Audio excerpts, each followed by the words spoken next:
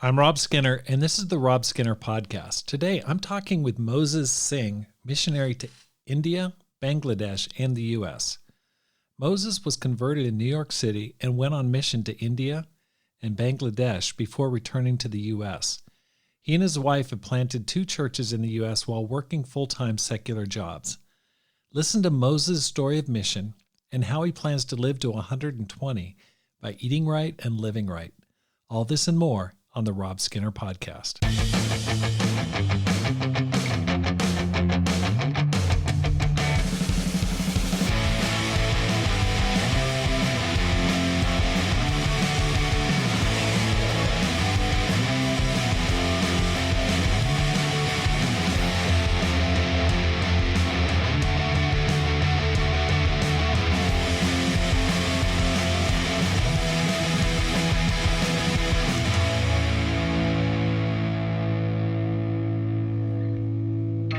Welcome back to the Rob Skinner Podcast. My goal is to inspire you to live a no-regrets life, make this life count, and multiply disciples, leaders, and churches.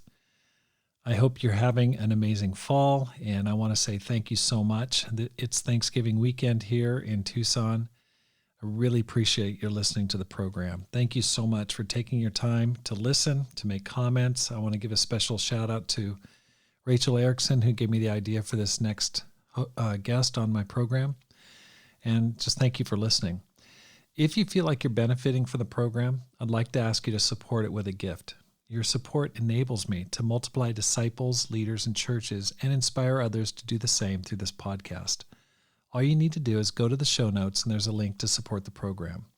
Moses, welcome to the program. Thank you, Rob. I appreciate you having me on your program. Absolutely. I have to give a shout out to Rachel Erickson. She emailed me and said, "Hey, Rob, you really need to talk to Moses Singh, and he's such an interesting person. I'd really like you to interview him."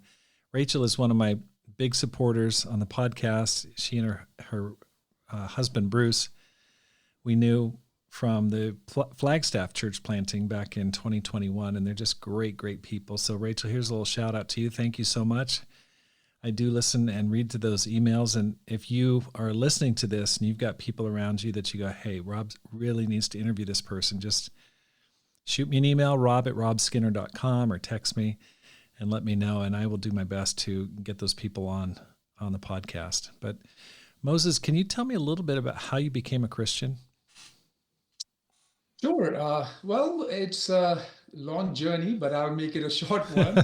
So what happened was that I was a student in India. I had finished my undergrad in engineering, and I wanted to be an Air Force officer in India. So I wanted to join Air Force Academy. However, I passed all the exam and everything, but later on in my medical examination, they rejected me for not just Air Force, but also Air Force and Navy, my second choice, or Army. So as a teenager, I was very discouraged. However, I ended up going to this prestigious college in India, IIT. It's like Harvard or MIT of India.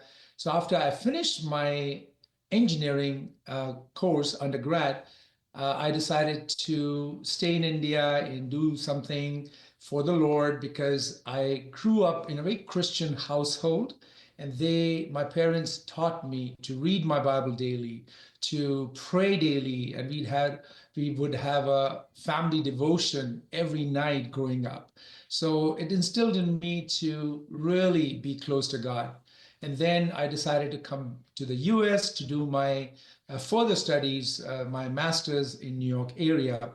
So I was still looking for church there, and I couldn't find the church that I was part of in India. New York City, I felt like it was a modern day Sodom and Gomorrah. My lifestyle was so different, the way I was raised up. And I just, within 2 weeks, I had full scholarship for my master's in engineering program. And I was trying to go to different churches. Nobody would speak with me in New York City. It was like very impersonal city. Mm. And so I told my parents, Dad, Mom, I think I've had enough of America. I'm packing my bags. I'm coming back to India. So I was living in Manhattan and studying in Stevens Tech in Hoboken, New Jersey. So I would catch a PATH train from New York, Manhattan to Hoboken, New Jersey. So this was like, I've already made up my mind. I'm heading back to India, and I was having my quiet time in the morning reading. Maybe I was reading Isaiah, just like the Ethiopian eunuch, and I was actively seeking the church. So here in the morning, I'm leaving New York City, going to New Jersey in the reverse traffic, so entire train is empty. There's not a soul. And I'm just nicely 7 in the morning reading my Bible before I go and work as a research assistant to my professor. And I hear a gentle voice. And that voice was, "Is that the Bible you're reading?" Rob, I felt I died and went to heaven. And that brother came, started talking to me about God, about church. And I felt so full of spirit just speaking with him, at least somebody nicely talking to me and talking about God. That was Monday night. I didn't sleep on Monday night, didn't sleep on Tuesday night. Wednesday, I went for the Bible talk there in Lower Manhattan, where I live, and people were amazing, open about their life, talking freely with me and sharing their mistakes, falls, sin. And I've never seen all that growing up in a very strict Methodist upbringing back in India. So I just loved that fellowship on Wednesday. Then they invited me to come for the church on Sunday. So guess what? My sleep on Thursdays and Fridays and Saturday nights were gone too. And I go there on Sunday, Jacob Javits Center, beautiful, beautiful, big place, and everybody was singing, not just the choir members, and like good fellowship. I just loved it. I called my parents. I told them, Dad, Mom, change of plan. I think I might stay here a little bit longer Wow. and check this church out. Then started attending the Bible talks and church services. And as we started studying the Bible, probably a few weeks and months went by, then I realized that what I thought that I was God's gift on earth to people, well, I had also sins in my life, even though I grew up such a religious person. Right. And then when the brothers started studying Bible with me and helping me to change my life, that's when things started to get ugly. I'm like, whoa, what am I getting into? Right. But then I realized that these brothers, they didn't know me a few weeks, few months ago. They love me so much, and not just their doctrine, but by their lifestyle. It really helped me to see my life in its entirety. Mm. And then on December 28, 1990, cold day in New York City, a bunch of brothers got together and I got baptized. And this was such an important turning point in my life. Wow. So that's a little long-winded, I would say, but that's the conversion story that is just amazes me how God brought me to New York City so I could become a disciple of Jesus. That's great. Okay, so December 28th, 1990? Yeah, December 28, 1990. Wow. Okay, Moses, may I ask, how old are you now? So I'm 57 years old. You're 57, and how old were you at the time when you got baptized? 23. 23. Oh my gosh. So you're a grad student doing graduate research. Okay, so at that time, Steve Johnson was leading the church in he was leading the New York church City. then. Okay, man, the church was big. It's like massive. Huge. Oh boy, Yes. Yeah, multiple thousands of people. Okay, Yeah. and then tell me a little bit. I'm guessing. I'm assuming you're married. How'd you meet your wife? Tell me a little bit about your courtship. Well, it was short and sweet. And what happened after 5 years down the road, I think our church leaders, they said, well, people who've come from different countries, they may want to go back to their own countries. God has given them so much in America. So here, First of all, I didn't want to come to America. Then when I started liking America, then God tells me to leave everything behind and go back. And I'm like, you know what? I worked so hard to climb the corporate ladder and I'm doing so well and successful. Why God is asking me to do that? Well, it so happened that I met John Louis from Singapore Church. He was there at that time. He was coming to the US to talk to people from South Asian descent to encourage them to come back to India or South Asia, different parts of Asia. So I spent time with him, and he talked about what's going on in India. There's so much of need for people who are educated from good background that they can go and help in India and serve there. And in my mind, you know what? I wanted to go back to India after getting all my degrees, my PhDs, my law, and all those stuff, and then go back to India as a successful businessman, not like a poor intern who doesn't know Right. how to survive on a low, meager salary.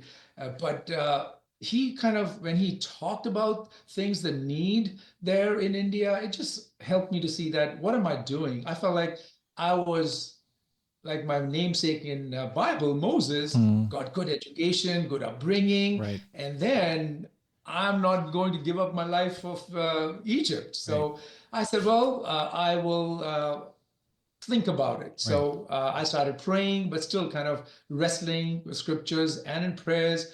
And then a few weeks later, Mark Templer, who was leading India at that time, he happened to come over and he invited some people, about 30 of us in Washington, D.C.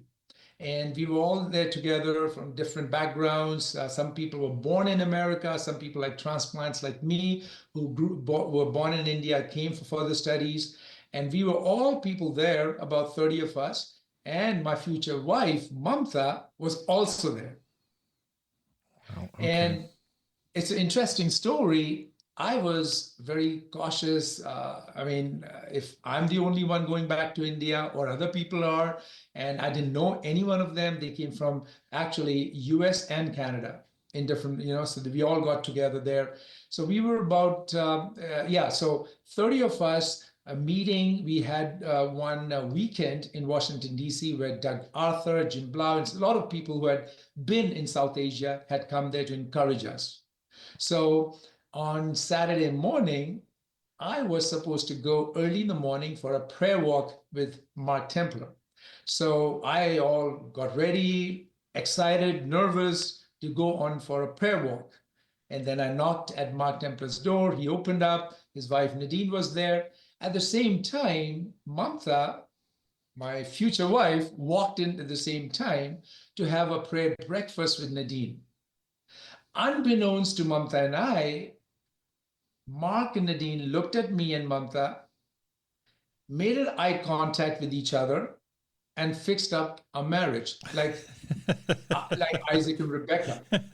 They came with that idea that they are going to get not only recruit people from India, just like the arranged marriages in India, they're going to arrange the marriage for them. And we had no idea, no clue. They didn't tell us anything. Of course, this started dropping hints that Moses and Mamta, when you go to India, you'll be leading campus together and all. Well, a typical male like me, I was clueless, more so because I was nervous that I'm still not decided that I'll go back to India at this junction of my life. Right. Mamta kind of figured it out. Well, as usual, my wife is smarter than I am, so she figured that out. So then when we went back to India for 1 month, they didn't tell us anything. And the reason is they wanted to see if you're going to stay in India or come back to the US. Right. Because the living conditions back then, even now, are so harsh. So they saw that we are motivated for 1 month and we didn't want to go back. We were, of course, a lot of challenges were there, but we were determined to stay in India. So there was another evangelist. He used to translate for Mark on Sundays when he would preach in English, and the other guy, his name is also Mark. He would translate in Hindi. Well, at that day, he was getting married. So Mark asked me, Moses, would you like to translate? Well, in front of 1,000 people, I've never done that before. Plus, for 5 years, I wasn't speaking much of my mother tongue Hindi in America, and let alone that, and then speaking in front of 1,000 people. Well, he said, what I do, what I preach, you have the same zeal, same conviction, and preach then and there. I said, okay, I'll give it a shot. I've been there for 1 month. So as soon as were going on the stage to preach, the song was going on, the song before the sermon, and my wife Mamta was one of the song leaders.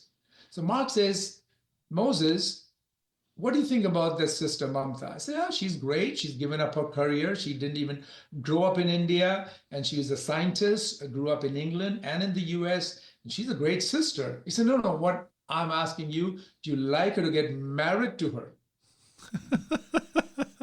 And this is literally 5 seconds before I'm going to go and preach in Hindi in front of 1,000 people.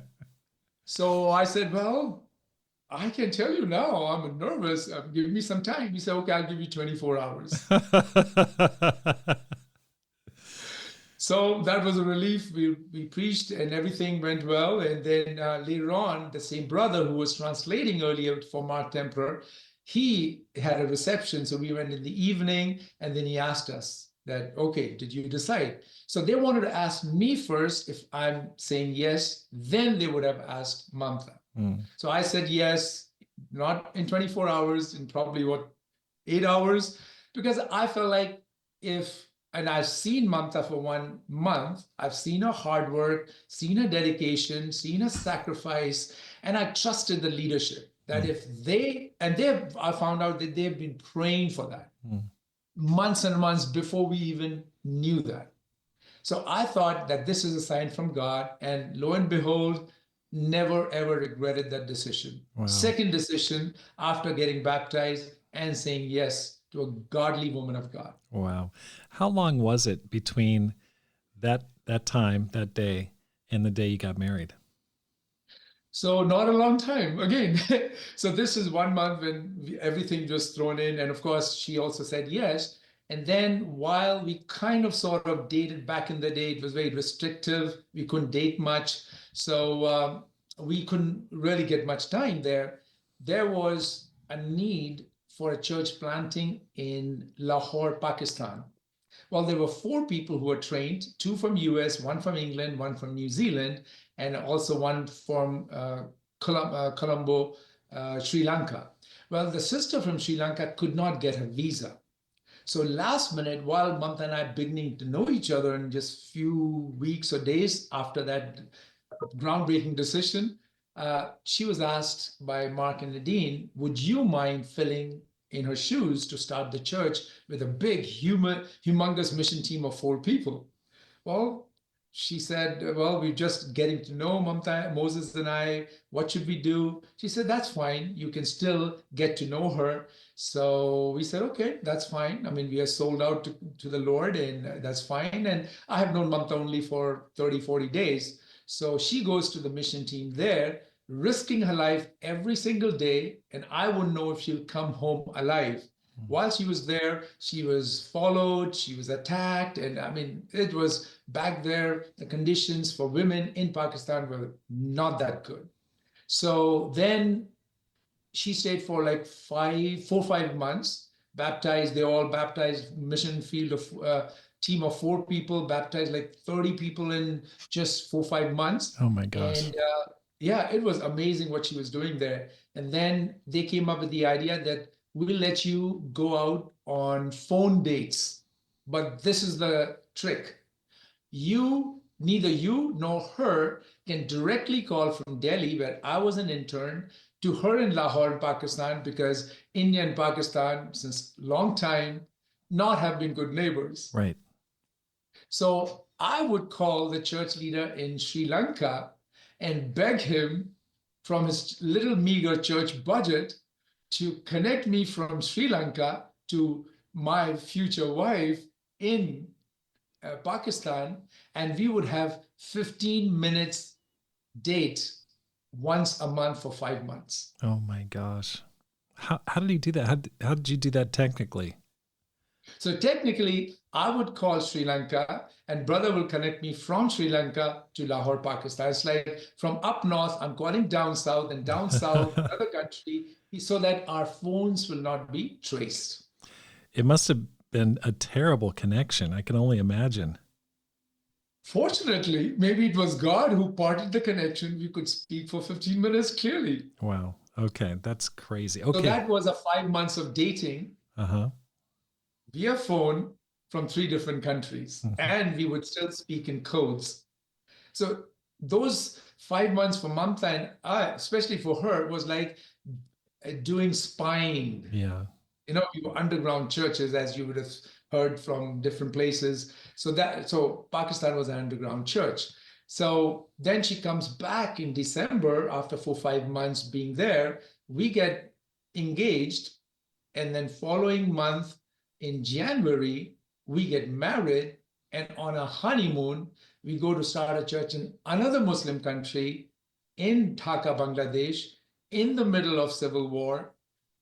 And again, twice a life was caught up. I mean, we could have lost our life. We were caught up in crossfires, and it was ugly. But then it was a blessing in disguise. For 20 days, the civil war was going on. People weren't doing anything. So we had all the time to study Bible with people. Wow. Okay. So when did you get married? So we got married on January 28th, 1996.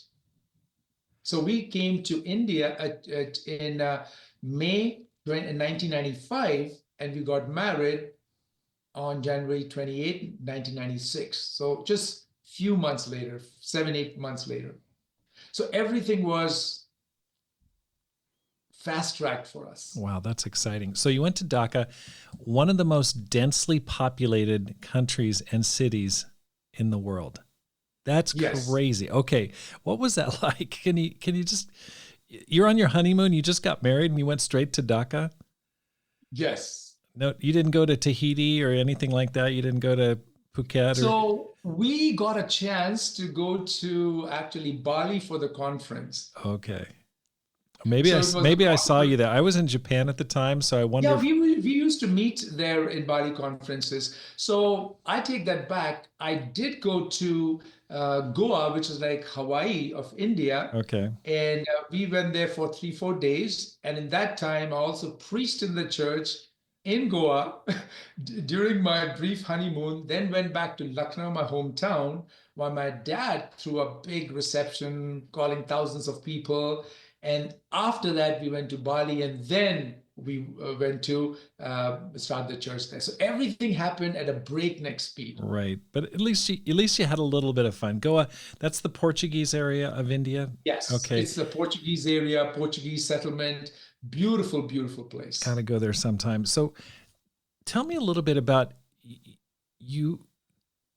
You fell in love with Mamta. Is it how do you spell her Mamta, Mamta, Mamta. name? Mamta. Mta, and it's pronounced as Mamta. Mamta. Okay. And Mamta is a Hindi word for mother's love and affection. Oh my gosh. Okay. What did your parents think about you getting married? Not, they didn't set you up. They didn't arrange the marriage. Did they freak out? How did they feel about that?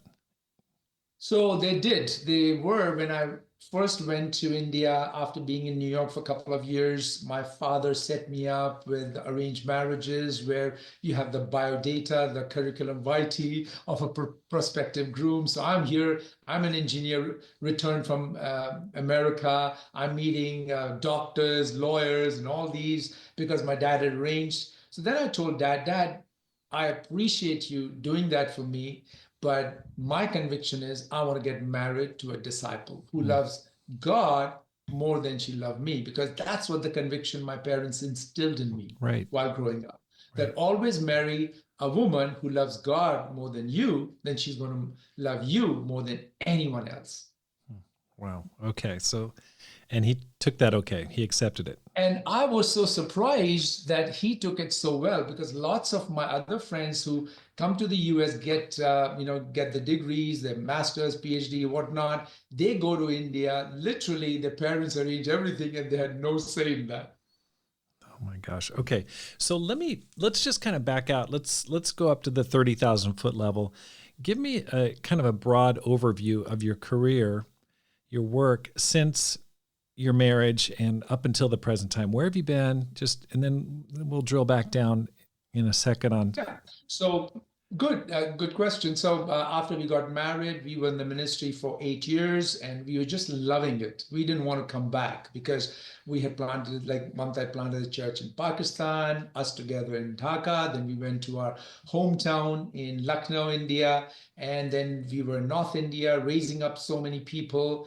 Didn't want to come back to the US. But in 2003, around the same time, Henry Creed's letter came out.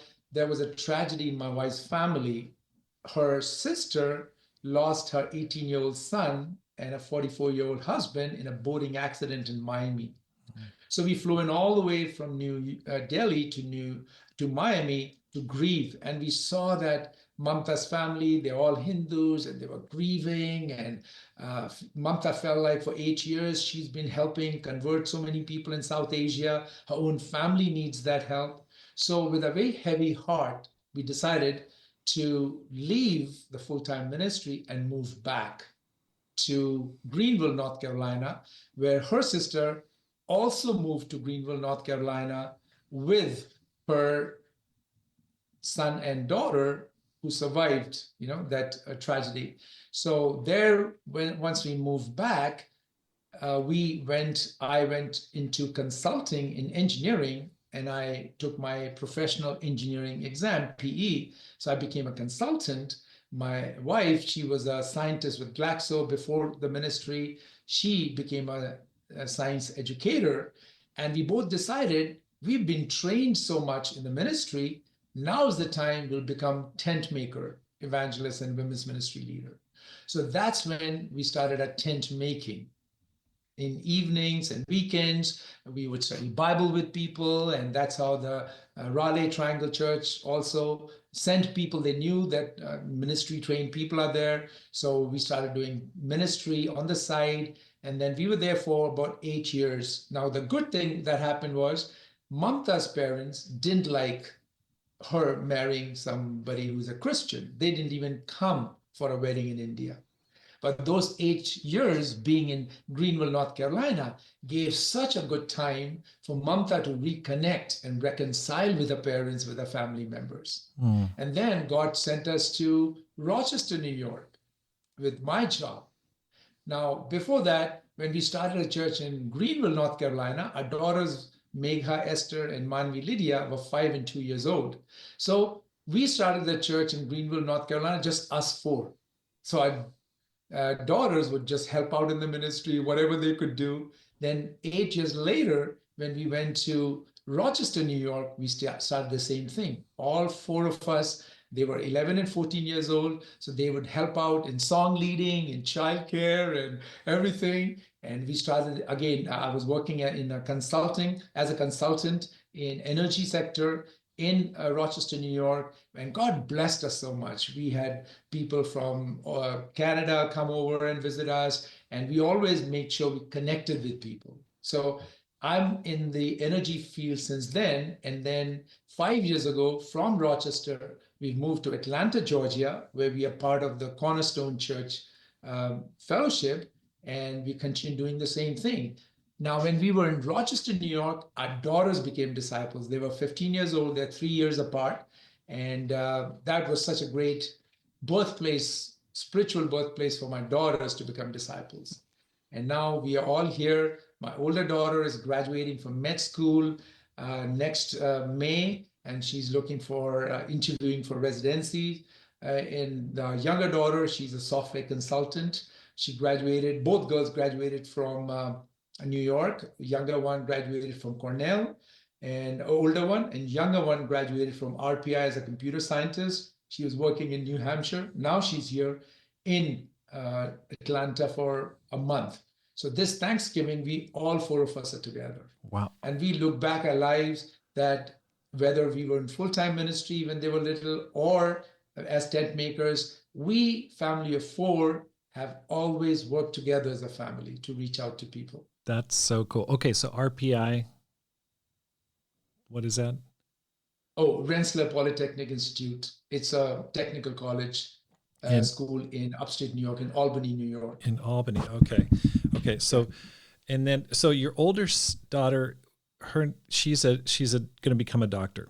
Yeah. Older one's a software programmer or a And the soft, younger one is a software engineer. Yeah. software engineer. Okay. Wow. Okay. Super gifted. So in Greenville, was that were there disciples there in Greenville at the time that you guys moved there, or did you guys just plant the church Oh, we there? started from scratch in both locations, Greenville, North Carolina, as well as Rochester, New York. So we call ourselves as spiritual entrepreneurs. Since we got a lot of experience in starting churches in Pakistan, Bangladesh, my hometown, Lucknow. So we love starting from scratch, raising people up, and just joy to see them risen up. I converted two engineers at my workplace in Rochester. One engineer, he's a leader in New York City church. The other one, we got him married, just like Mamta and I. We arranged his marriage from a sister from Raleigh Church. Now both of them are leading the church in Rochester. A couple of months ago, we were in May, actually, we were in Rochester. I just finished my MBA from University of Rochester, and they are doing such a great job leading the church. So it's a joy to see as working as an engineer and leading the church in Rochester. Okay. Did you say you just finished your MBA? I finished my MBA in May. So I was working, it was part-time, so it took me a while. So I continued studying for my MBA. So When I just when you're finished in it Rochester, not in recently. Rochester. Yeah. Okay. But then when I came here, I just finished it online. Okay. How many degrees do you have? So I have, I would say, one bachelor's in civil engineering, another master's in environmental, then master's in business administration. And of course, we did the biblical studies also in India, those under Dutch Jacoby. So I just love to read and study and challenge myself to learn and unlearn the wrong things that I learned earlier. So I just love. Of course, I'm also a PE professional engineer, and I have a PMP project management professional certification. So I try to do a lot of things in a short time that God has given me. That's exciting. Okay. How about your wife? How many degrees does she have?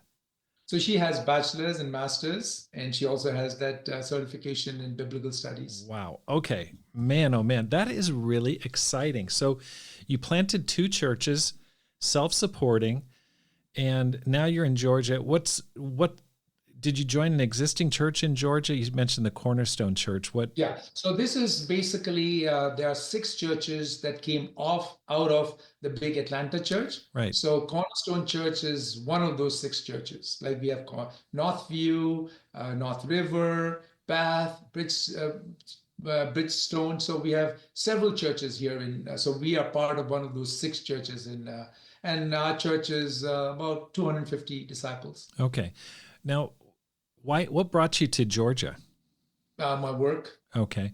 But you decided at this point, I'm not going to start another church. I'm going to just join another church. Why is that? Why didn't you just keep going? I mean, we could have gone, and if had there been no church in Atlanta, we would have done the same thing. So we've been kind of very tilling the soil, and we've got a lot of opposition also when we started churches as a small, because in America, churches were always 40, 50, or 80 disciples mission team. So we saw that model in India, and we did it just my wife and I, and even in my hometown with 7 of us. So we could have done here also. However, since the church was established and our daughters were grown up, they're adults. So this time it actually helped us to see that we can also be witness to and helped out, especially as we have grown older, our daughters have grown older. So we've been enjoying that time. However, we still help people in their marriage, help people in their, if they want to reach out to people, learn how to evangelize in the modern day, how to connect with people. And lately, we've also started doing what I coin as food evangelism. We, as a family of 4, we started on a whole food plant-based diet, aka Daniel, Shadrach, Meshach, Abednego diet. And we use that model to help people to improve their physical health, and then we help people to heal their spiritual, emotional, and mental health. Wow. Okay, so does that mean you're a vegetarian? We are vegan. You're vegan. Yeah, Okay. I heard a whole joke that food, said, plant-based. how can you tell if someone's a vegan? And the answer is they'll tell you. Yeah, exactly.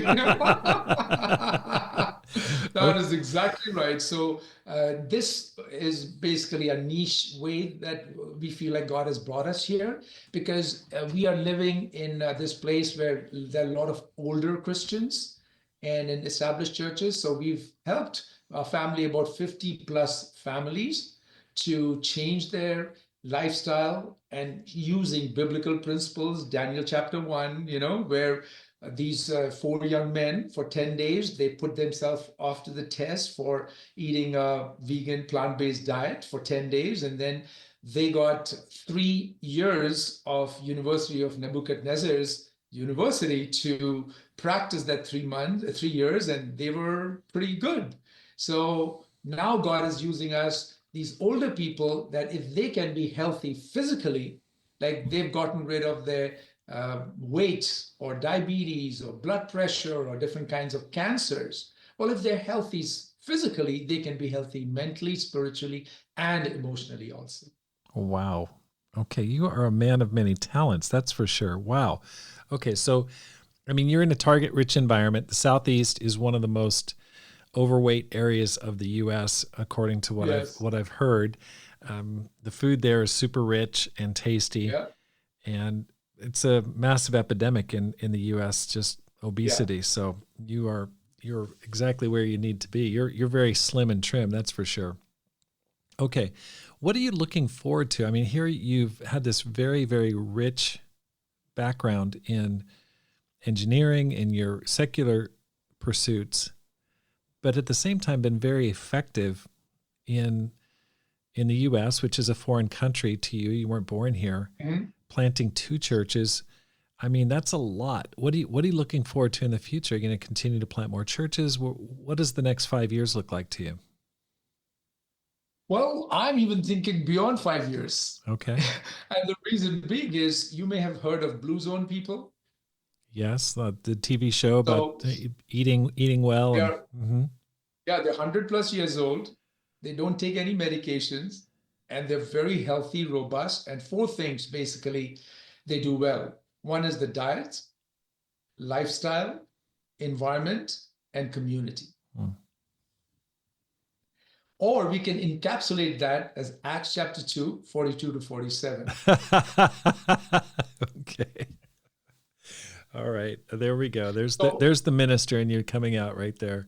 so we want to live 100 plus years. I want to beat my namesake's record, 120 years. Bible says his eyes were still very strong. He was very healthy. In fact, he was ready to go and lead the mission team of 2 million plus Jews to the promised land, had God not stopped him on his tracks. Wow. So our goal is to remain healthy physically, emotionally, mentally. And now our daughters are all settled. Well, the older one is graduating, then she'll go for a residency for a few years. So we are now, she comes and stays with us on and off, depending on which medical rotation she's going to. So we call ourselves as partially empty nesters, not completely. Right. However, our goal is, my wife and I often talk about, is that if God willing, we remain healthy, we will go and travel and help, just like what Paul would do, strengthen churches in different parts of the world. God has blessed us in a rich life, and he's blessed us with a lot of opportunities. We don't want to let that slip by. Mm. However, this little time here, 5 years we've been in Atlanta, had been good healing for us, maturing as adults, or parents of adult children, and learning and growing and being given to. So just like the biblical Moses, 40 years he spent as a prince of Egypt, 40 years as a nobody in wilderness, and last 40 years leading God's people.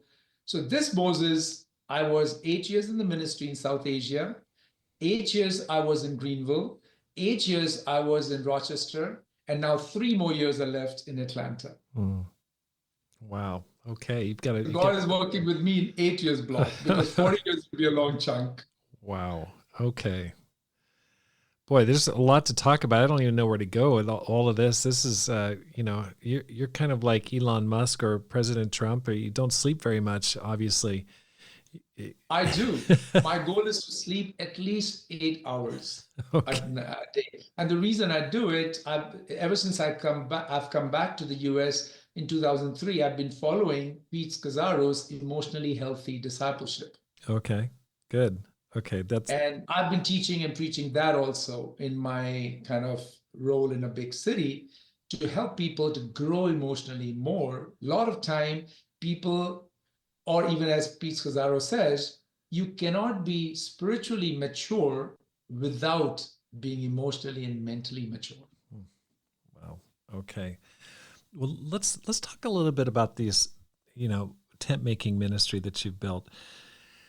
I give a lot of thought to like how can we fully saturate the U.S. and other countries around the world. I think that the Philippines is doing a great job of getting small churches going.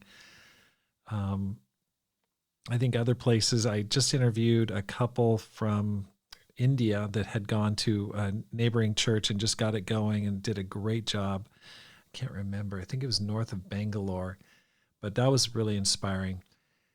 Like right now in the kingdom, we have like a model of the pillar church, which is you go to a metropolitan area and then you're supposed to evangelize the surrounding areas.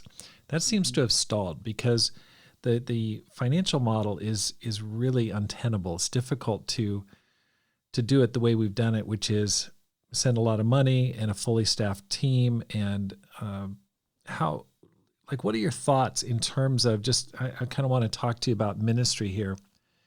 How are we going to saturate all the small towns and villages, starting with the U.S., but other countries as well? What are your thoughts there? Very good question. So my wife and I, that's what always want to do is to visit small places and encourage people that you can do it. It was not on our horizon or for Mamta to visit Lahore, Pakistan as a tourist destination place. It was not on my side to go to Dhaka, Bangladesh. If India was a third world country, Bangladesh at that time was like a sixth world. Right. But we went there starting from scratch, even Greenville, North Carolina. There were churches started in big cities. They were not focusing on small. Rochester, there wasn't any church. In fact, the upstate churches, Buffalo, Syracuse, Albany, when we went there, they were struggling because, again, all the focus was in big city. New York City is like humongous, giant. So us being there, we brought a lot of faith in people. We raised up leaders in these small places. And our conviction is that if we want to evangelize America and the world, then small churches is the way to go. Exactly. I'm 100% with you. Absolutely. Okay.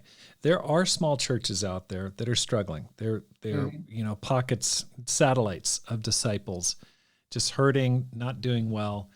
What advice would you give to those disciples to regain momentum or to keep growing or to grow? Maybe they haven't baptized in 5 years.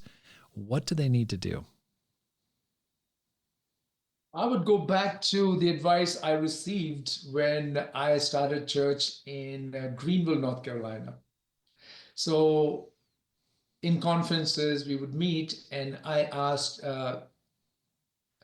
um, Frank and Erica Kim, what advice would you give us? You raised up three awesome daughters. And so the advice they gave us back then when we just started, and we had come back from India, being there for 8 years, didn't know the culture as a married couple in America.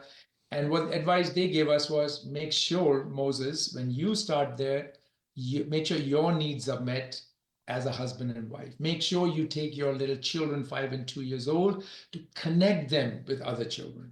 So while we were in Greenville, North Carolina, and in Rochester, we simply cannot remember how many miles and miles traveled, how many flights we took to connect us with other people so that we are given to and our children. And as we speak now, Mamta and I, Megha and Manvi, all four of us, we are here. We're going to talk a lot about that in this Thanksgiving, that God has blessed us with relationships in smaller places as well as big places. And particularly small places are important because the idea of self-care is sometimes lacking in people who are zealous for the Lord, Right. but they don't take a step back to work on their personal relationship with God, their relationship with their spouses, their relationship with their church, with their children. And then it's like I always told people, hey, my relationship with my God, my wife cannot come in. And after that, our daughters cannot come in my relationship with God and relationship with my wife. And then tell other church members how much I love you, but you guys get the fourth or fifth dibs. And my parents always taught me like that. And guess what? When we started the church in my hometown, my parents became disciples Oh too my in Lucknow. gosh. Oh, In the Lord. same year, 1996, we planted two churches, first in Bangladesh and second in Lucknow. And now check this out. In Dhaka, we were just two of us with Mark Templar for 1 month. You moved back. We were just Mamta and I. We had nothing else just to trust God and trust each other. Then we moved to Lucknow church, and there was a pastor, Methodist church pastor. He sent out a letter in Lucknow, my hometown. Prophet in your hometown, right? Right. A new cult is in town led by Moses and Mamta Singh. Oh my gosh. Avoid them like a plague. Oh boy. So for me, I had a huge mission team of 7 people. For 1 week, I did not evangelize. I was so fear stricken that everybody knows about me. Right. So some people came to check out who's this radical guy that people in the churches are talking about him. Some came, some studied the Bible, some became disciples. Then I realized that God, thank you for showing me that this pastor whose church I grew up in a Sunday school actually helped me evangelize. Because they were curious because the letter. They're like, hey, who is this guy? So that's the advice I give to people is if you are, see, it's so easy to be disconnected and focus on them because you have to come up. A lot of people want to go to mission team, right? Right. My advice to them is first I ask them, what are you doing in your church before you think of going on a mission team? Right. Because it's very challenging. Right. And I even tell them there's not everybody's cup of tea. Yeah. However, you can add flavors to your tea and make it palatable and you can drink it, but you've got to work hard where you are. And then once you're there, make sure self-care. Make sure you never, ever lose the priorities. God number 1, if you're married, spouse number 2, children, never, ever compromise that. Okay. This is really, really inspiring, Moses. What's the most difficult challenge that God has laid in your path? I mean, from talking to you, you make it sound so easy. I mean, planting a church here, planting a church in your hometown, you baptize your parents, you plant a church in Dhaka. I mean, you plant a church in Rochester, you plant a church in Greenville. You're vegan, you eat healthy, you're going to live to 120. Has anything been challenging? I mean, where have you really had to struggle? What's really been difficult in your walk with God and in your life? Everything was difficult. Okay. So if I were to pick one, or I would say that starting a church in Rochester, New York was challenging, despite of the challenges that Mamta faced in Pakistan and Bangladesh. And the reason it was challenging was that people were not letting me plant the church in Rochester, New York. How do you mean? Because it was never done to people starting a church in America, even though I've seen it doing it in South Asia and I've personally done it. So I had lots and lots of opposition. There were 2 evangelists from different churches came and spent time with me discouraging me not to start the church. Right. So when that happened, because the way my dad had raised me up to be a driven person, I just made my forehead a forehead of flint, Right. like Ezekiel. Yeah. I took that as a challenge. So we started the church in 2011. We went to San Antonio, spent a lot of time with people, trying to drum up a support that we are too, but we are not rogue evangelists or rogue women's ministry leader. We are legitimate people. We have good heart. We are starting a church here. Nobody has there. And then we saw the stats. We saw other churches struggling, like you were mentioning, the smaller churches, and we have a plan. We want to help them. And we did. We actually not only planted a church in Rochester, we helped the churches in Buffalo, in Syracuse, in Albany. We actually planted another church in Binghamton, New York, and we did those regular meeting together, which they still do it. So all that happened because I was not refusing to give up. Wow. Okay.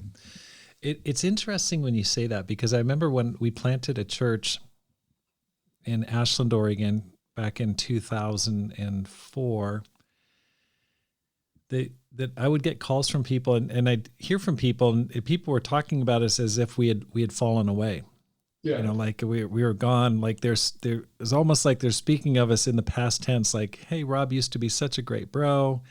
You know, I hate to see my friends fall away. I was like, hey, I'm still alive. I'm still fired up. You know, so I understand that opposition. I think that I see that a lot. I see kind of a herd mentality where people feel like they don't want to step out on faith because they feel like they need to be surrounded by a whole bunch of friends who are exactly their same age, exactly their station of life, and need to be comforted. And it puzzles me because I think about Jesus leaving heaven, just going down by himself, you know, on mission to the world, and starting with such a small group and then sending those guys out. And must have been challenging, but I feel like that entrepreneurial spirit is lacking and needs to be rekindled. I really encourage. I'm inspired by people who are going on Revive EE, and I talked to a guy named Kaladay who wants to go to Japan. Love that spirit. What, you know, to a person who's hesitant about stepping out in faith, anything you'd tell that person? So if that person is hesitant to step on the faith, but has a good heart and wants to do great things, I would just encourage that person, take it slow. Do those things in where you are and let God build your confidence. Because I love John Mark Comer, two of his books. One is Ruthless Elimination of Hurry. The other one is Practicing the Way. And I listen to his podcast. I just love that guy. Also, I'm biased. He's a vegan like me, and he follows Pete Scazzaro's Emotionally Healthy Discipleship. So we have a lot of commonality. But it's so true what he says. He says that people in America, especially Western societies, people have no idea what Christianity is. And the reason they don't know what Christianity is, because many of us are not practicing what Jesus did.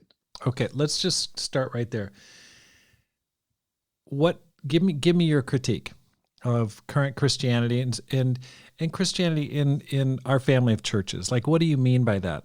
Give me your evaluation of what's lacking and what needs to Okay, let's start change with our family of churches. Okay. For example, when we had moved here in a big city, a big church, you know, what we notice is the entrepreneurial skills are missing. I'll give you an example. I just went for a walk in the morning with my daughter, who's come here for Thanksgiving. She lives in Atlanta. And I was saying, sweetie, you get disappointed when you go to big churches. I'll give you a latest example, actually. That'll be the best one. So she was in, she grew up basically with us, starting churches in Greenville, North Carolina, and in Rochester. And we have taught her all that entrepreneurial skills, right? So she is trying to get into the other church, bigger church there. She's a great singer. She wants to join the worship ministry. She goes there 2 weeks ago for midweek, which was canceled. She didn't know that. Anyway, she still goes there. She said, Dad, nobody was reaching out to her.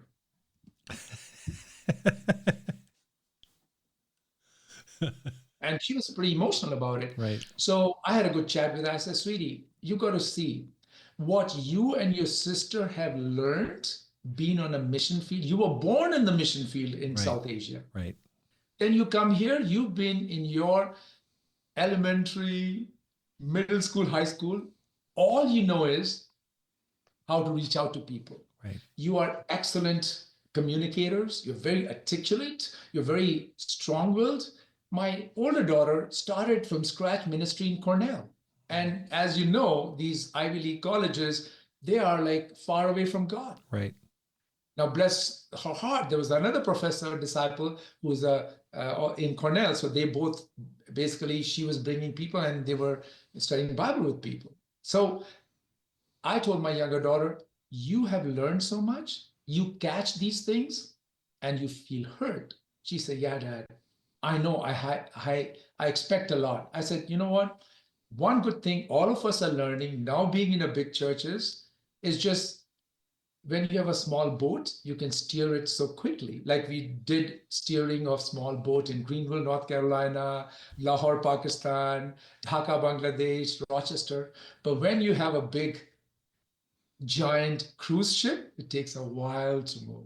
Yeah. So now we're having discussions with her daughters, especially younger one who's so passionate about studying Bible with people. She sees not only people in the church, but outside also. She went to another friend's Thanksgiving party. There was people, they didn't know. I mean, they didn't reach out to her. Right. So you know what I told my daughter?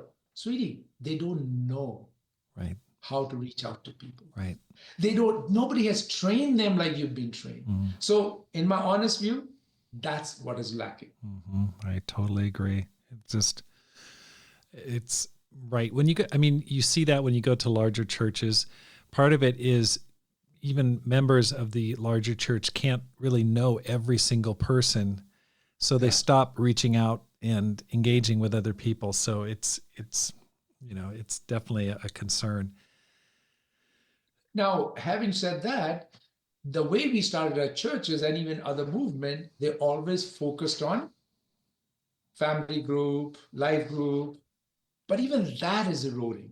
Right. The reason churches, if you do the Barna research, you find out that even when they grow in numbers, but they maintain that Acts 2:42 to 45 in the smaller groups, they are the ones who can maintain the vitality of a church. Right.